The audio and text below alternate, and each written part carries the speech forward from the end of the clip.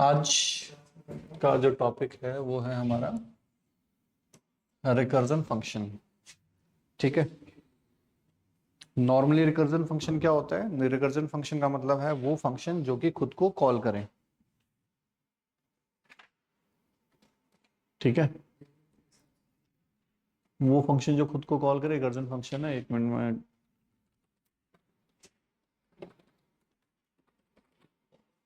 एक मिनट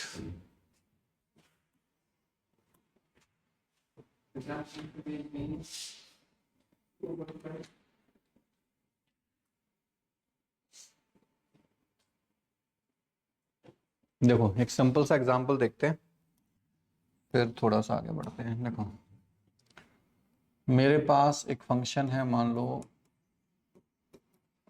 पंख के नाम से।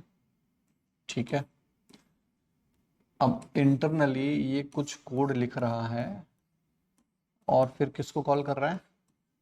खुद को ही कॉल कर रहा है।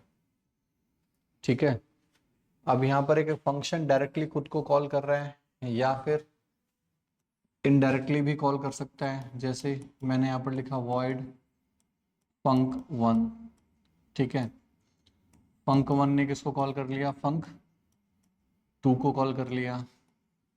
और फिर क्या हुआ? फिर जो func2 है उस func2 ने किसको कॉल कर लिया? func1 को कॉल कर लिया। तो देखो, एक लूप बन गया ना, कि पहले ये इसको कॉल कर रहा है, फिर ये इसको कॉल कर रहा है, फिर ये फिर इसको कॉल कर रहा है, फिर ये फिर इसको कॉल कर रहा है, फिर ये इसको कॉल कर रहा है, इसको कॉल कर रहा है, चलता रहेगा। ठीक है, रिकर्जन फंक्शंस के साथ सबसे बड़ी दिक्कत क्या है? सबसे बड़ी दिक्कत है उनके साथ स्टैक ओवरफ्लो की। कौन सी दिक्कत है? स्टैक ओवरफ्लो की। स्टैक ओवरफ्लो कैसे होता है पहले वो देखते हैं। जैसे मान लो कि मेरे पास एक फंक्शन है void f1। ठीक है, अब इसके अंदर एक वेरिएबल है int x is equals to 10 करके। ठीक है, हमने यहाँ पर लिख दिया if एक बार सीधा अपन यहाँ f1 ही कर देते हैं। सीधा f1 कॉल हुआ और इसको हमने यहाँ पर बंद कर दिया। ठीक है, और नीचे जो मेन फंक्शन है उस मेन फंक्शन के थ्रू हमने किसको कॉल करवा दिया? इस f1 को कॉल करवा दिया। तो जब ये प्रोग्राम चलेगा, ठीक है, जब ये प्रोग्राम चलेगा तो क्या होगा कि सबसे पहले स्टैक मेमोरी के अंदर कौन बनेगा? मेन बनेगा। और जो मेन है, मेन ने किसको कॉल किया है? f1 को कॉल किया। f1 कॉल होगा, f1 के अंदर x है जिसके अंदर 10 गया, इसने फिर खुद को कॉल किया, फिर से f1 बनेगा, इसके अंदर क्या बनेगा? x बनेगा जिसके अंदर 10 है, फिर f1 को कॉल करेगा। ठीक है, फिर से बनेगा। क्या तुमको लग रहा है कि ये कॉलिंग कहीं जाकर रुकने वाली है? दिख रहा है, लग रहा है कहीं रुकने वाली है? नहीं भाई, इसने इसको कॉल किया, कॉल होते ही x बना, फिर इसने खुद को कॉल कर दिया, कॉल होते ही x बना, फिर इसने खुद को कॉल कर दिया, कॉल होते ही x बना, फिर इसने खुद को कॉल कर दिया। तो एक स्टेज ऐसी आएगी कि ये 4-4 बाइट स्पेस भी क्या करेगा? आपकी मेमोरी को भर देगा। भर देगा ना क्योंकि क्या हो रहा है, हर एक कॉलिंग पर एक नया 4 बाइट का एक वेरिएबल बन रहा है x नाम का। ठीक है, और वो इनफाइनाइट चलता रहा चलता रहा चलता रहा तो क्या करेगा? 4-4 बाइट मिलकर आपकी रैम को भर देंगे, उस मेमोरी को भर देंगे। तो कौन सा आता है? Stack overflow. स्टैक मेमोरी बनते हैं सारे के सारे, तो स्टैक मेमोरी आपकी क्या हो जाएगी? फुल हो जाएगी। समझ में आ रहा है? ठीक है, तो क्या कुछ कुछ इनफाइनाइट लूप जैसा दिख रहा है तुमको? तो इनफाइनाइट लूप में मेमोरी नहीं भरती। क्यों? क्योंकि इनफाइनाइट लूप में एक ही वेरिएबल चलता है, आई उसी के बिहाफ पे घूमता है सारा। ठीक है, तो वहां तो आई एक बार ही बनाना, यहाँ तो बार बार एक्स बन रहा है। ठीक है, इसका सोल्यूशन क्या है? इसका सोल्यूशन ये है कि तुम कोड कुछ ऐसा लिखो कि कहीं ना कहीं जाकर ये क्या होना चाहिए? ये रुकना चाहिए। जैसे मैंने यहाँ पर लिखा void। ठीक है, void के बाद हमने यहाँ पर लिखा f1 और इधर इधर मैंने एक वेरिएबल ले लिया स्टैटिक। क्योंकि देखो, अगर मैं सीधा सीधा से मैंने वेरिएबल लिखा, मैंने यहाँ पर लिखा x int x is equals to 10 और फिर मैंने लिख दिया कि इफ x, ठीक है, इज इक्वल्स टू 0, नहीं, if x is less than, इसको कर देते हैं हम 1 कर देते हैं। If x is less than equals to 3 अगर है तो क्या करो, f1 को कॉल करो, ठीक है, अदरवाइज मत करो, ठीक है। तो हमने लिख दिया यहाँ पर void m1 method, sorry main method या मेन फंक्शन बोलते हैं अपन यहाँ पर, मेन फंक्शन के बाद हमने किसको कॉल किया, f1 को कॉल कर लिया, यहाँ पर हमने बंद किया। अब यहाँ पर भी दिक्कत क्या हो रही है, यहाँ पर भी कॉलिंग रुक नहीं रही, क्यों, क्योंकि देखो सबसे पहले कौन गया, मेन ने किसको कॉल किया, f1 को, f1 कॉल हुआ, f1 का वेरिएबल कौन है, x की वैल्यू कितनी है 1, ठीक है। यहाँ पर हम कर देते हैं x को प्लस प्लस, क्या किया हमने x को प्लस प्लस, तो x की वैल्यू कितनी हो गई यहाँ पर 2, कंडीशन ट्रू या फॉल्स है, ट्रू है। फिर से किसको कॉल करेगा, f1 को कॉल करेगा, फिर से f1 कॉल हो गया, अब फिर से f1 कॉल हो तो फिर से x बना, और x की वैल्यू फिर से क्या कर दी उसने 1 कर दी, प्लस प्लस करके फिर से 2 करेगा, फिर से f1 कॉल हो जाएगा। क्या यहाँ पर रुकने का नाम ले रहा है, नहीं, यहाँ पर भी हर बार क्या हो रहा है, x बन रहा है, उसकी वैल्यू 2 से फिर 1 हो रही है, फिर 1 से 2 हो रही है, फिर नया बनेगा, फिर x की वैल्यू हर बार नया x बन रहा है, क्या किया जाए, ठीक है। x को ग्लोबल बनाए, चलो ग्लोबल बना देते हैं, या एक और इलाज करते हैं इसका इलाज ये करते हैं कि इसको यहाँ पर इसमें कुछ चेंजेस करते हैं, और वो चेंजेस क्या होंगे कि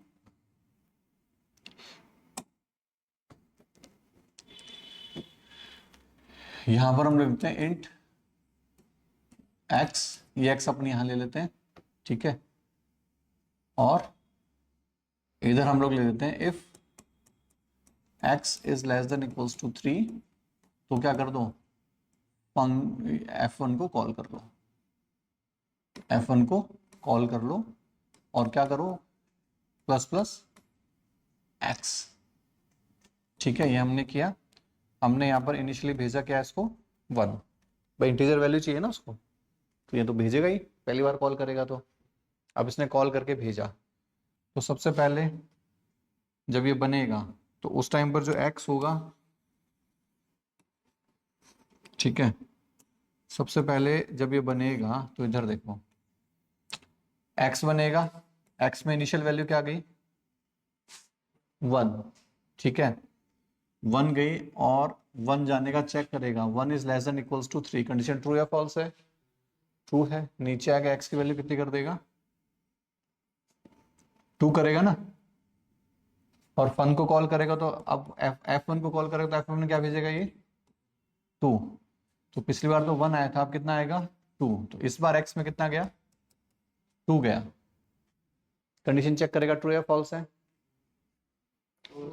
ट्रू है, ट्रू है तो नीचे आएगा, कितना कर देगा 3, और इस बार f1 में क्या भेजेगा 3, फिर से f1 बना, f1 में सर कितना गया 3, इसके x को कितना मिला 3, कंडीशन ट्रू या फॉल्स, ट्रू, नीचे आएगा, इसको 4 करेगा, और f में क्या भेजेगा 4, अब f1 में कितना गया 4, तो इसके x में कितना गया 4, कंडीशन ट्रू या फॉल्स, फॉल्स है, तो क्या अंदर आएगा, नहीं, कॉल करेगा, नहीं करेगा, तो लौट के आएगा तो ये मेमोरी से हटा, यहाँ से भी लौट के आएगा तो ये मेमोरी से हटा, यहाँ से भी लौट के आएगा तो ये मेमोरी से हटा, यहाँ से भी लौट के आएगा तो मेमोरी से हटा, अब यहाँ पहुंचेगा, f1 के पास भी कुछ नहीं करने के लिए, एक भेजा था इसने यहाँ पर, तो ये भी मेमोरी से बाहर, ठीक है।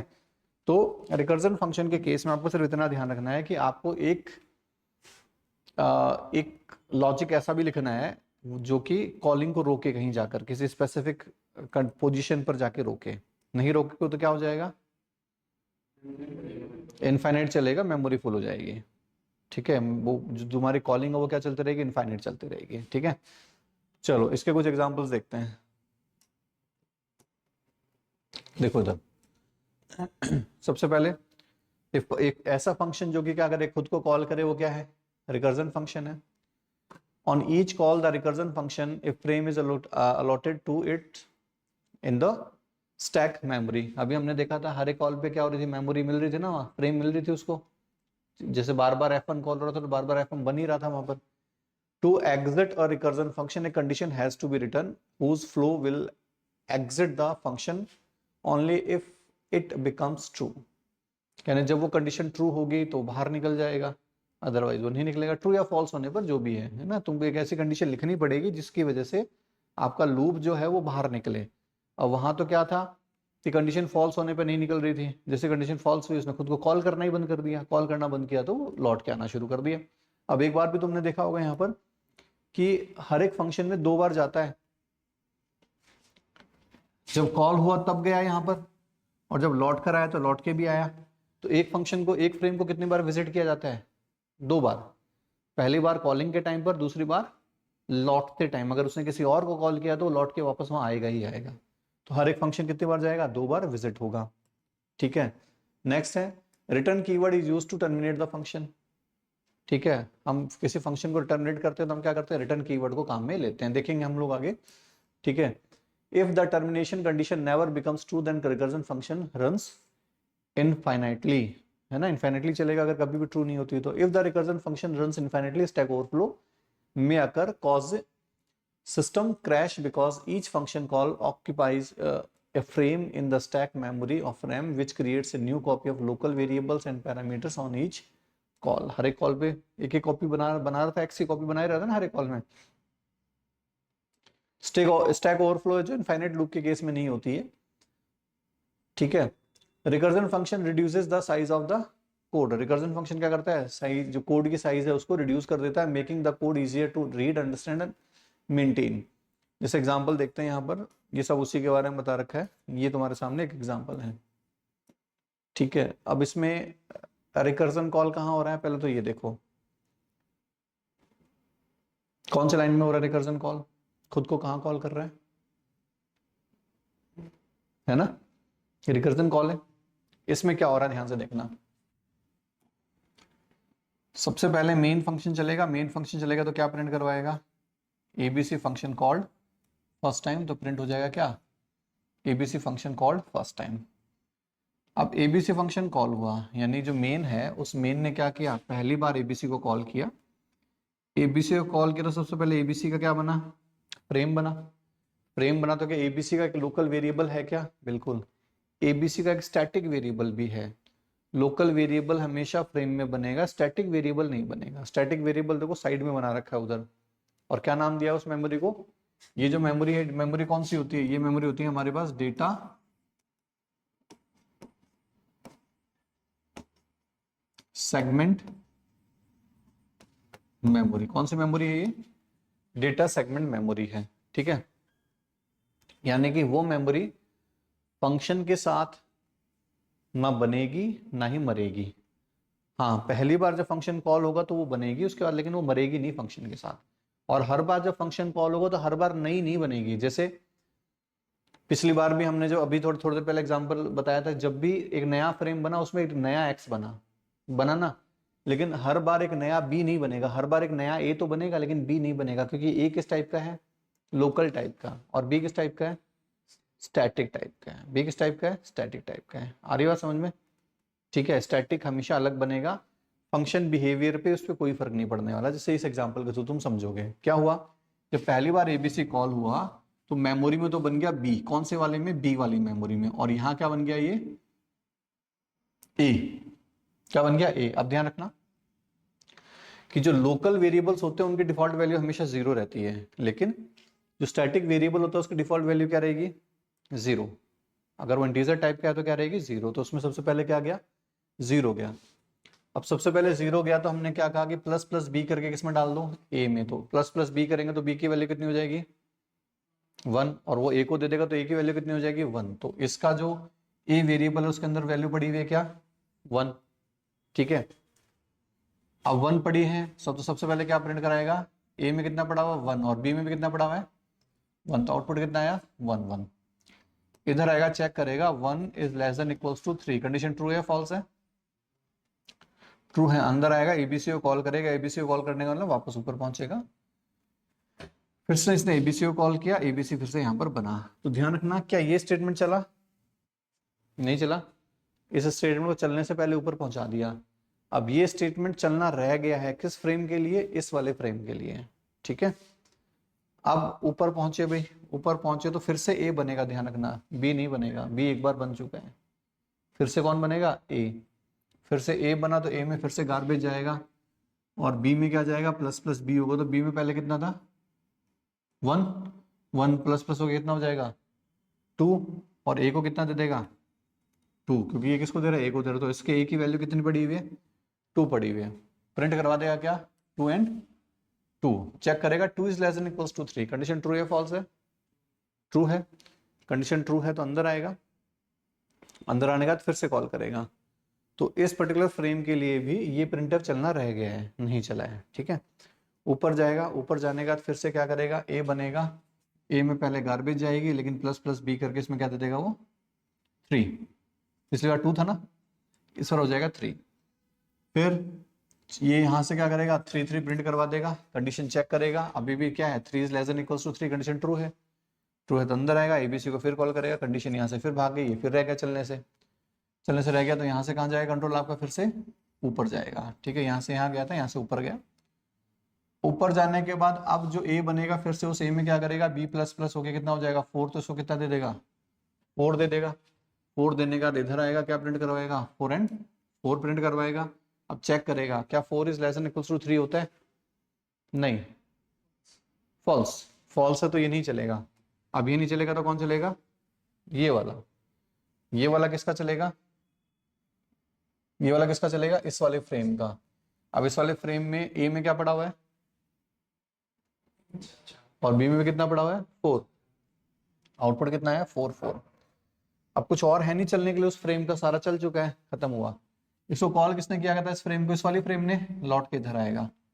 अब इसका भी तो स्टेटमेंट चलना रह गया था, ये वाला स्टेटमेंट चलना रह गया था इसका भी, तो यहाँ ए की वैल्यू क्या पड़ी हुई है, 3, और बी कितना है, 4, तो आउटपुट कितना आएगा, 3 एंड 4, ठीक है। फिर इसको कॉल किसने किया था, इसने, तो लौट के कहाँ आएगा, इसके पास। अब इसके ए में कितना पड़ा हुआ है, 2, और यहाँ कितना है, 4, ठीक है, और ये लौट के कहाँ आएगा, इसके पास, इसमें भी कितना पड़ा हुआ है, 1 और 4, और फिर इसको किसने कॉल किया था, इसने, तो यहाँ लौट के आएगा कौन से स्टेटमेंट से, यहाँ से यहाँ पहुंचेगा, क्या प्रिंट कराएगा, ABC function called second time, फिर से फंक्शन कॉल हुआ एबीसी, ठीक है। अब फिर से अगर हम एबीसी को कॉल करेंगे तो देखो यहाँ फिर से इसने क्या किया, एबीसी को कॉल किया। अब एबीसी को कॉल किया तो फिर से क्या बना, ए बना, क्या बना, फिर से ए बना। अब वहां बी में क्या पड़ा हुआ है, 4, तो प्लस प्लस हो गया कितना हो जाएगा, 5, तो ए में क्या दे देगा वो, 5 दे देगा, ए में क्या दे देगा, 5, ए में उसने 5 दिया। अब 5 देने के बाद कंडीशन चेक करेगा, कंडीशन पहले तो प्रिंट करवा देगा 5 5, फिर चेक करेगा कंडीशन ट्रू है फॉल्स है, फॉल्स है तो अंदर जाएगा नहीं, खुद को कॉल करेगा नहीं, इधर आएगा, क्या प्रिंट करवाएगा, फिर से 5 5 प्रिंट करवा देगा, फिर लौट के इधर ही आएगा, रिटर्न 0 करेगा, और फिर मेन को भी मेमोरी से हटा दिया जाएगा, ठीक है। तो इस तरीके से, यानी कि एक फंक्शन के को अगर आपको बार बार कोई टास्क परफॉर्म करवाना है किसी फंक्शन को फिर से, तो हम किसके थ्रू करेंगे, रिकर्सन के थ्रू करेंगे। या तो बार बार उसी तरीके से अलग अलग नाम के फंक्शन बनाओ, या फिर क्या करो, एक ही फंक्शन को कॉल करते रहो जब तक तुमको जरूरत है, जब तक कॉल करते रहो, ठीक है। अब इसका सेकंड एग्जांपल है, फैक्टोरियल का एक एग्जांपल होता है, ठीक है। इस एग्जांपल में यहाँ क्या दिया हुआ है, देखो ध्यान से, देखो कहां पर कॉलिंग हो रही है,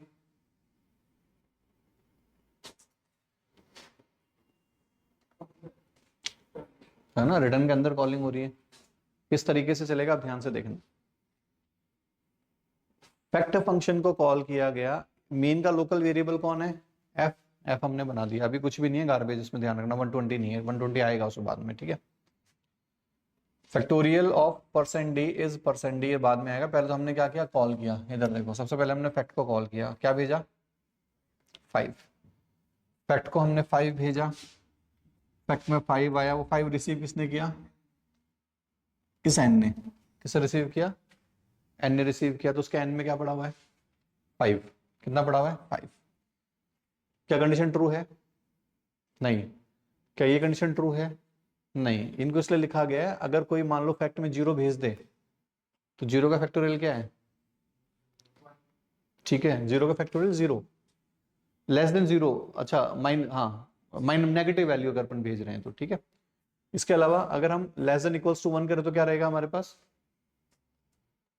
वन रिटर्न करेगा। भाई अगर लास्ट में वन भी तो होगा, कैसे होगा, क्योंकि मैं आपको बताऊंगा कैसे माइनस माइनस करके वन होगा, क्योंकि कहीं ना कहीं तो ये जो कॉलिंग है, कॉलिंग रोकनी पड़ेगी ना मुझे कहीं ना कहीं जाके, तो वो यहाँ पर आके रुकेगी। कैसे रुकेगी देखते हैं। देखो सबसे पहले फैक्ट क्या है हमारे पास, 5 हमने भेजा, किससे रिसीव किया, एन ने रिसीव किया। अब ये भी फॉल्स है और ये भी फॉल्स है, इधर आएगा और इधर क्या कर देगा, fact into fact n minus one भेजेगा, यानी कि यहाँ से वापस से कॉल कर रहा है। देखो ये क्या कर रहा है, फिर से कॉल कर रहा है। तो यहाँ लिखा क्या गया, n into fact n minus one. N minus one का मतलब क्या हो गया, 4। तो नेक्स्ट टाइम जब कॉल होगा फैक्ट में 4 आया तो इसके n को क्या मिला, 4। फिर से ऊपर की दोनों कंडीशन फॉल्स है, कंडीशन ऊपर की दोनों फॉल्स है, तो फिर क्या करेगा, फैक्ट n माइनस वन, यानी कि इस बार क्या भेजेगा, 3। तो इसके n को कितना मिला, 3। ठीक है, अब 3 मिलते ही वो यहाँ से फैक्ट n माइनस वन से कहाँ पहुंच जाएगा, वापस से ऊपर पहुंच जाएगा। उसके n को कितना दे देगा, 3 माइनस वन यानी कि 2 दे देगा। 2 के बाद फिर यहाँ पर जाएगा, अब उसको क्या दे देगा, 1 दे देगा। अब जैसे 1 आया, 1 आते ही कौन सी कंडीशन ट्रू हो गई,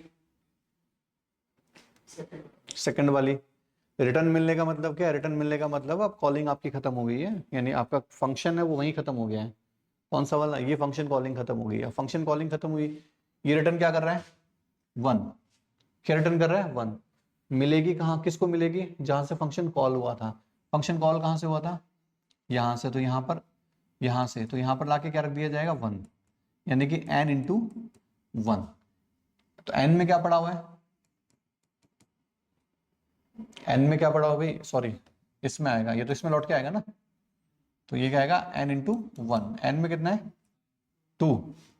2 इंटू 1 कितना होता है, 2। तो ये क्या रिटर्न करके देगा, 2। ये 2 कहाँ पर रखा जाएगा, यहाँ पर इसकी जगह। तो 2 इंटू एन, एन कितना है इसका, 3। 3 इंटू 2 कितना होता है, 6। तो ये कितना रिटर्न करेगा, 6। ये किसको रिटर्न करेगा, नीचे वाले को। तो इसकी जगह तो आया 6। 6 इंटू 4 कितना होता है, 24। ये कितना रिटर्न करेगा, 24। अब यहाँ पर 24 रख दिया जाएगा। 24 इंटू 5, 5 इंटू 24 कितना होता है, 120। और 120 किसको जाएगा, किसने कॉल किया था इसको, किसने कॉल किया था, इसने। तो 120 जो आया उसको रिसीव करने के लिए कौन बैठा है यहाँ पर, एफ। एफ का कितना गया, 120। तो प्रिंट करवाएंगे एफ को, तो एफ की वैल्यू कितनी हो जाएगी, 120। ठीक है, तो इस तरीके से मेमोरी बनेगी, इस तरीके से मेमोरी खाली होगी। डाउट कोई, ठीक है। अब क्लासिफिकेशन ऑफ रिकर्जन फंक्शन देखते हैं। दो तरीके से हम रिकर्जन फंक्शन को क्लासिफाई कर सकते हैं। पहला डायरेक्ट रिकर्जन फंक्शन और दूसरा इनडायरेक्ट। डायरेक्ट में अभी भी मैंने आपको बताया था स्टार्टिंग जब क्लास स्टार्ट की थी, कि अगर कोई फंक्शन खुद को डायरेक्टली कॉल कर रहा है, अभी जितने भी हैं सारे डायरेक्ट रिकर्जन फंक्शन के एग्जांपल देखे थे, तो वो कौन सा डायरेक्ट रिकर्जन फंक्शन। इनडायरेक्ट का मतलब कि पहले वो खुद को कर रहा है, मतलब पहले वो किसी और को कर रहा है और वो फिर वापस उसको कर रहा है। ठीक है, ऐसा एग्जांपल अपन ने देखा था शुरू में। ठीक है, डायरेक्ट रिकर्जन में क्या होता है कि when a function calls itself it is direct recursion function. This is the most commonly used recursion function, सबसे ज्यादा इसे वो काम में लिया जाता है। जैसे यहाँ पर वाले इस एग्जांपल में एबीसी किसको कॉल कर रहा है, खुद को ही कॉल कर रहा है। ठीक है, तो ये कौन सा हो गया, ये डायरेक्ट रिकर्जन फंक्शन हो गया। अब डायरेक्ट रिकर्जन फंक्शन कितने तरीके के होते हैं, 4 तरीके का। फर्स्ट टेल रिकर्जन फंक्शन, दूसरा नॉन टेल, तीसरा ट्री रिकर्जन, चौथा नेस्टेड रिकर्जन फंक्शन। ठीक है, तो पहला टेल रिकर्जन फंक्शन, अपन ने इसके एग्जांपल देखे हैं। टेल रिकर्जन फंक्शन वो फंक्शन होता है जिसमें फंक्शन कॉलिंग स्टेटमेंट उस फंक्शन का लास्ट स्टेटमेंट हो। फंक्शन का नाम क्या है, प्रिंट एन, और ये भी क्या है, प्रिंट एन। इस फंक्शन में लास्ट है ना, अगर ये लास्ट नहीं होता तो क्या होता, नॉन टेल या टेल, नॉन टेल। दोनों में डिफरेंस क्या है, बस डिफरेंस इतना है कि जब ये जितनी बार एक दूसरे को कॉल कर रहे हैं, तो मैंने कहा था कि लौट के भी आता है वो हर बार। तो लौट के आता है तो क्या यहाँ पर कोई स्टेटमेंट है जो कि चलना रह गया इसका, है क्या कोई, अगर होता तो वो नीचे लिखा होता है, जैसे वहां पर उस वाले एग्जांपल में लिखा था। देखो इस वाले की हम बात कर रहे हैं, इसमें यहां से ऊपर जा रहा था बार बार, तो ये स्टेटमेंट रह गया था ना चलना, तो इसको हम बोलेंगे नॉन टेल रिकर्जन फंक्शन, क्योंकि यहाँ पर कुछ ना कुछ है जो कि लौटते टाइम चलना है।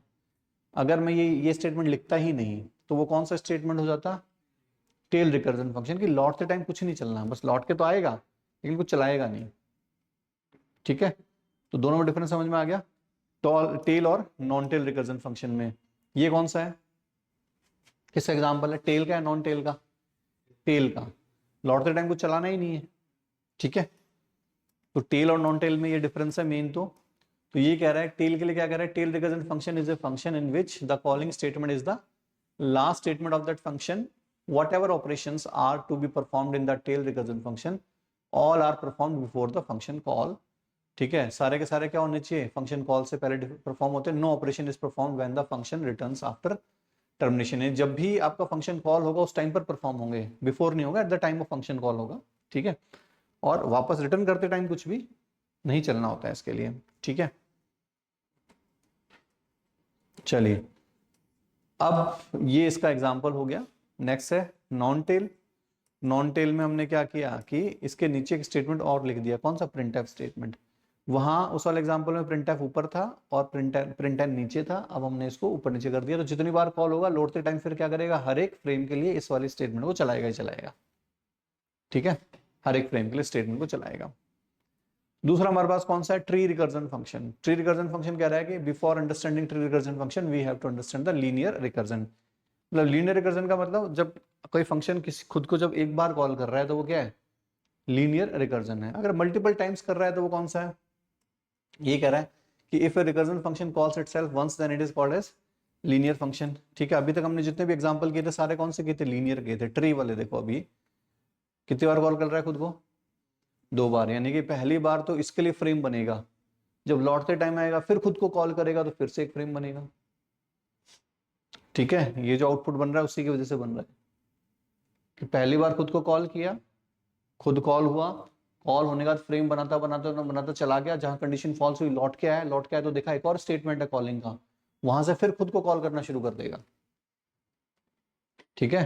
तो इस तरह के फंक्शंस हैं, थोड़ा सा हैंडल करना मुश्किल होते हैं, और इनको तो सबसे ज्यादा मुश्किल होता है नेस्टेड रिकर्जन फंक्शन। देखो सबसे गंदा काम है, प्रिंट एन मेथड खुद के अंदर ही पहले खुद को कॉल करवा रहा है, कॉल करवा के रिटर्न हो रहा है, रिटर्न होने के बाद फिर से खुद को कॉल करवा रहा है, पैरामीटर में खुद को ही कॉल कर रहा है, वहां जाएगा, जाके फाइनल वैल्यू लौटा के लाएगा, लौटा के लाने के बाद फिर ये खुद को कॉल करेगा, खुद को कॉल करके फिर यहाँ जो लौट के आएगी वैल्यू वो इसको प्रोवाइड करवाएगा, फिर चलेगा, इस तरीके से आउटपुट देगा। लास्ट में 91 हमारे पास,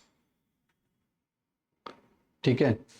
देखो इसको अगर अपन चलाने की कोशिश करें तो क्या हो रहा है, सबसे पहले देखो, सबसे पहले प्रिंट एन में क्या गया, 98। सबसे पहला चला कौन हमारे पास, मेन। वैसे इस तरह के क्वेश्चंस तुम्हारे पास कभी भी नहीं आएंगे, लेकिन फिर भी बता देते हैं। मेन का खुद का वेरिएबल कौन है, ए, ठीक है। इसने कॉल किया किसको, प्रिंट एन को। अब प्रिंट एन में क्या गया, 98। वो जो 98 गया वो किसने रिसीव किया, एन ने। तो एन के पास कितना गया, 98 गया, ठीक है। एन के पास 98 क्या, क्या 98 इज ग्रेटर देन 100 है, कंडीशन ट्रू या फॉल्स, कंडीशन ट्रू या फॉल्स, फॉल्स। फॉल्स है तो इधर आएगा और इधर आके क्या करेगा, सबसे पहले इंटरनली वो खुद को कॉल करेगा, ठीक है। अब इंटरनली खुद को कॉल करेगा तो क्या भेजेगा, प्रिंट एन, और अंदर उसने क्या किया, फिर से प्रिंट एन में n + 11 कर दिया, यानी कि 98 + 11 कितना होता है, 98 + 11 109, ठीक है। तो इसने भेजा क्या, 109, यानी अगली बार जो प्रिंट एन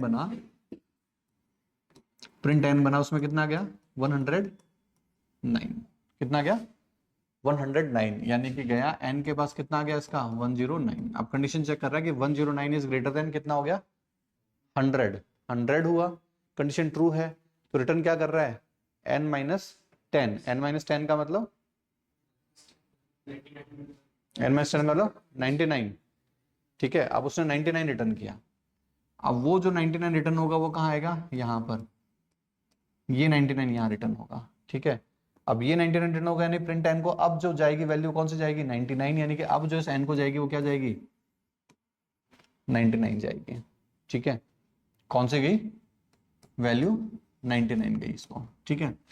अब 99 के केस में अब क्या हो रहा है, फॉल्स हो गया, नीचे आएगा, नीचे आने का क्या करेगा, फिर से यहाँ पर प्रिंट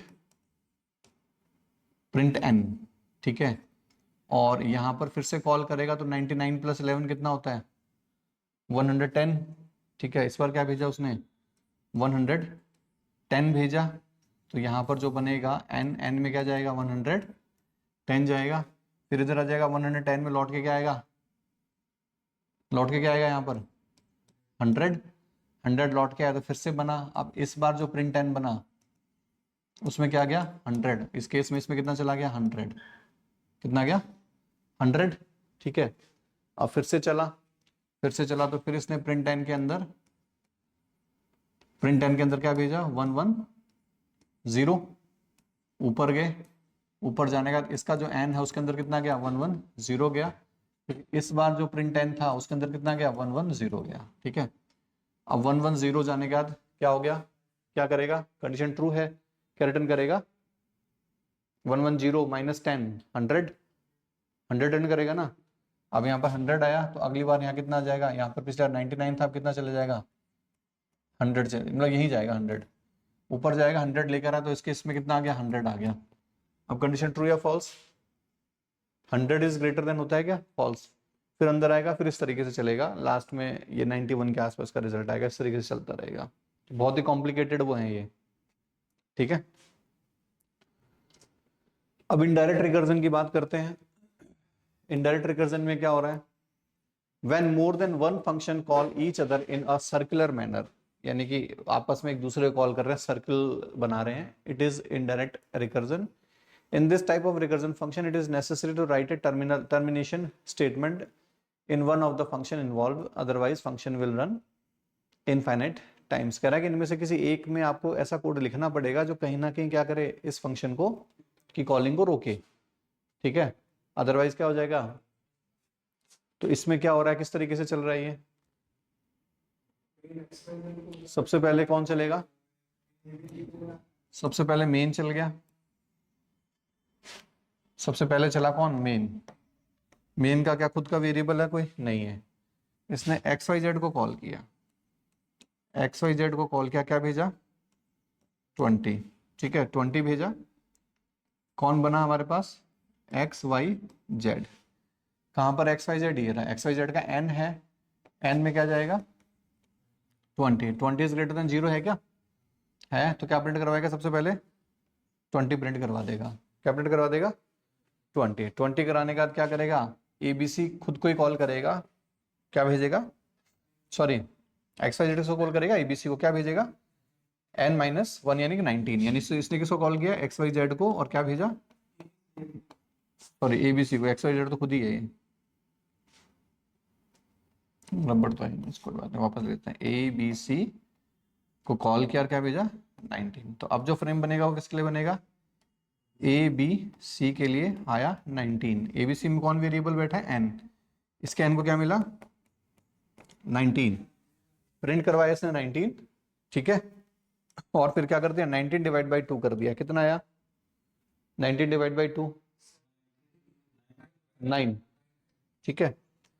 XYZ को कॉल किया और XYZ को क्या भेजा इसने 9 भेजा, अब बना हमारे पास XYZ, और XYZ में क्या आया 9 आया, जो उसके n ने रिसीव किया, सबसे पहले प्रिंट करवाया इसने 9, और 9 प्रिंट करवा के जो ABC है, ABC को क्या भेजा 8, n-1 करके भेजा ना 8, वो रिसीव किया किसने ABC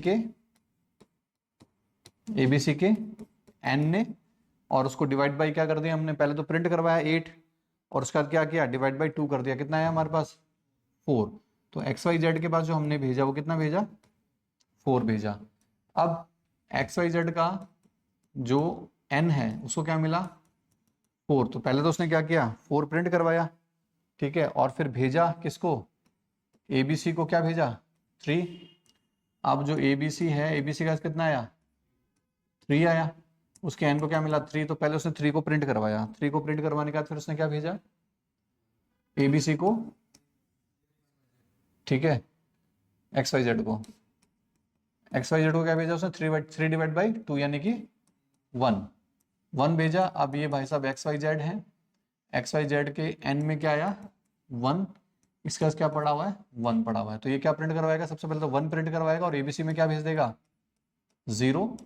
अब ऊपर गए, ऊपर जाने के बाद जो एबीसी जो था, एबीसी में 0 गया तो एन में क्या गया 0। अब कंडीशन देखो फॉल्स हो गई हमारे पास, फॉल्स होते ही क्या होगा हमारे पास, किधर गया ये वाली कौन सी कंडीशन है, 0 किधर आया,